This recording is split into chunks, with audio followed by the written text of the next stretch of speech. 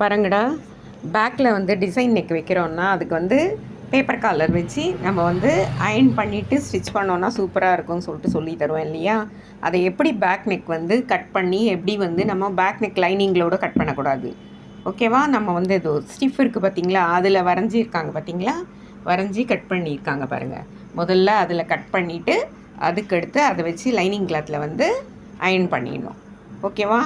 இப்போ இதை எடுத்து அந்த ஒரிஜினலில் ஸ்டிச் பண்ணுவாங்க. திருப்பியும் வீடியோ போடுறேன்.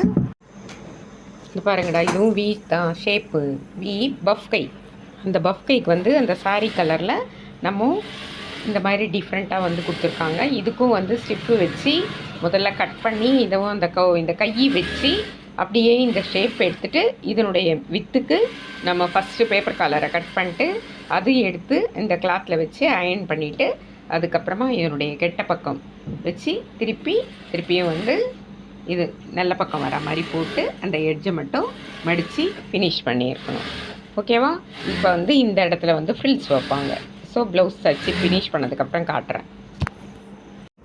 இதை பாருங்கம்மா, இந்த ப்ளவுஸ் பிட் மேலே இதை பாருங்கள், ப்ளவுஸ் பிட்டு இதுக்கு மேலே இந்த லைனிங்கை வச்சு இதை பார்த்திங்களா பாதி நெக்கு அடிச்சிட்டாங்க. இந்த பாருங்கள், இங்கே அடிக்கிறாங்க பாருங்கள், குண்டூசி போட்டுடணும் நம்ம நகராமல் அப்படியே போட்டு இதை பாருங்கள், அப்படியே ஷேப்பு கரெக்டாக இந்த மாதிரி நகராமல் இதை முடிச்சிட்டாங்க பாருங்கள். நம்ம குண்டூசி போட்டோன்னா நகராது, அப்படியே அடிச்சிடணும். நெக்கை வந்து கட் பண்ணிட்டோன்னா லைனிங் ஒரு மாதிரி, திருப்பியும் ஸ்டிஃப் ஒரு மாதிரி, அப்புறமா ஒரிஜினல் ஒரு மாதிரி, மூணுமே 3 கோணல் ஆகிடும் நம்மளுக்கு. அதுவே நம்ம வந்து இந்த மாதிரி பண்ணோன்னா எல்லாமே கரெக்டாக இருக்கும். அதனால் நம்ம முதல்ல வந்து நெக்கை வந்து லைனிங்லேயும் கட் பண்ணக்கூடாது, அதே மாதிரி ப்ளவுஸ்லேயும் கட் பண்ணக்கூடாது. நம்ம வந்து பேப்பர் காலரில் இருக்கிறத நம்ம மார்க் பண்ணி கட் பண்ணிவிட்டு இந்த மாதிரி பண்ணோன்னா ஃபினிஷிங் வந்து இப்போ அதை கட் பண்ணிவிட்டு எட்ஜை வந்து அடிச்சு விட்டுருவாங்க. அப்போ சூப்பராக இருக்கும். இந்த பாருங்கள், கட் பண்ணுறாங்க பார்த்தீங்களா, அவ்வளோதான்.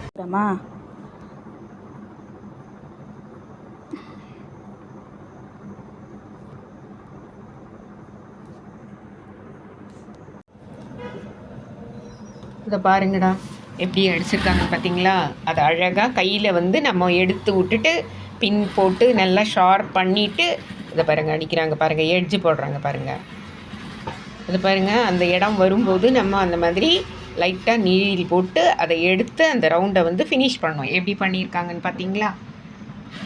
அதே மாதிரி ஃப்ரண்ட்டு ஃபினிஷ் பண்ணியிருக்காங்க, அதை காட்டுறேன் பாருங்கள்.